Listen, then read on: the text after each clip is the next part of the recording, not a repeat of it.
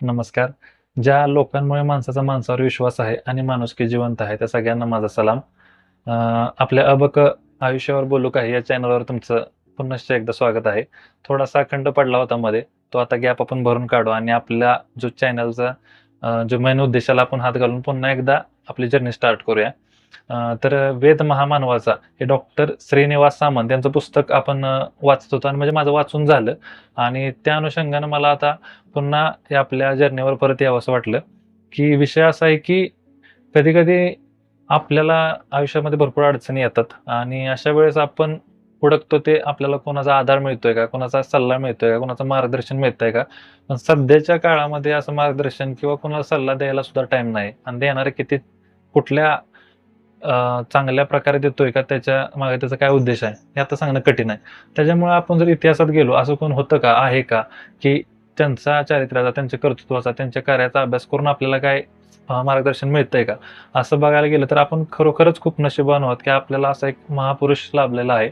ते म्हणजे आपले सगळ्यांचे दैवत छत्रपती शिवाजी महाराज.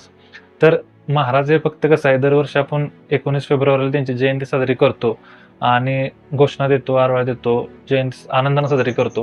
पण महाराज हा विषय किंवा कोणत्याही महापुरुषाचा विषय हा फक्त त्यांना डोक्यावर घेण्यापेक्षा जर डोक्यात घेतलं, तर आपल्यासाठी, आपल्या समाजासाठी आणि सर्वांगीण विकासासाठी एक खूप चांगलं कार्य घडू शकतं. हे सगळ्यांना ज्ञात आहे, पण कोण अंमलात आणत नाही. तर थोड्याशा वाचनातून आपल्याला ह्यातून वेगवेगळे महाराजांचे पैलू, त्यांच्या कार्यपद्धती, त्यांचं आयुष्यमान, त्यांनी त्या कार्य काय-काय केलं, कसं-कसं केलं आणि त्याचा आत्ताशी आपल्याशी काय रिलेव्हन्स आहे, आत्ता आपल्या जगण्याशी, हे थोडंसं सांगड घालण्याचा मला प्रयत्न करायचा या सीरीजमधून. तर कसं असतंय,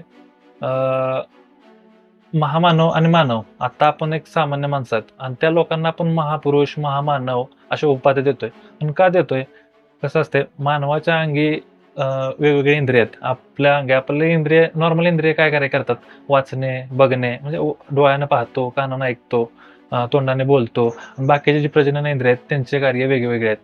पण ह्या लोकांची जी इंद्रिय आहेत, ही नॉर्मल इंद्रिय तर झालीच. पण हे महापुरुषामध्ये ही नॉर्मल इंद्रिय आहेत. पण त्याच्यापेक्षाही पुढे जाऊन आपले जे सुप्त इंद्रिय आहेत, ते त्यांचे ॲक्टिव्ह झालेले असतात. म्हणजे त्यांना एक कुठेतरी 5व्या, 6व्या, 7व्या एक पुढच्या नेक्स्ट स्टेजला लेव्हलला ते गेलेले असतात. गेलेले असल्याशिवाय ते महामानव कसे आपण त्यांना म्हणतोय. कारण की त्यांचं कार्य पण तसंच आहे ना. अशी माणसं महाराजांसारखी माणसं शेकडो वर्षातून एकदाच घडतो एखादा माणूस आणि ह्या माणसांना हे माणसं युग घडवतात. एक युगाचं ते निर्माण करतात आणि एक युग घडवतात म्हणून त्यांना युगपुरुष म्हणतात. आणि अशी माणसं काळाच्या पटलावर खूप शेकडो वर्षांनी येतात. असं तुरळक माणसातून कोणतरी निर्माण होतो आणि काळ त्यांच्यामुळे ओळखला जातो. म्हणून अशी माणसं खूप दुर्मिळ असतात आणि त्यांचा जर अभ्यास केला आणि आपल्याला थोडंफार जरी आपल्या दैनंदिन जीवनात काहीतरी त्यांचं थोडं एक काय म्हणतो आपण, एक ड्रेन फॅक्टर घेऊन थोडं तरी ट्रिपल डाउन इफेक्टनं ते आपल्यापर्यंत आलं, तरी पण आपण असं त्याबद्दल आपल्याला बऱ्याच गोष्टी समजू शकतात, की काहीतरी आपल्या जीवनात आपण सकारात्मक गोष्टी घडू शकतो आणि हाच उद्देश ह्या सीरीज मागचा आहे.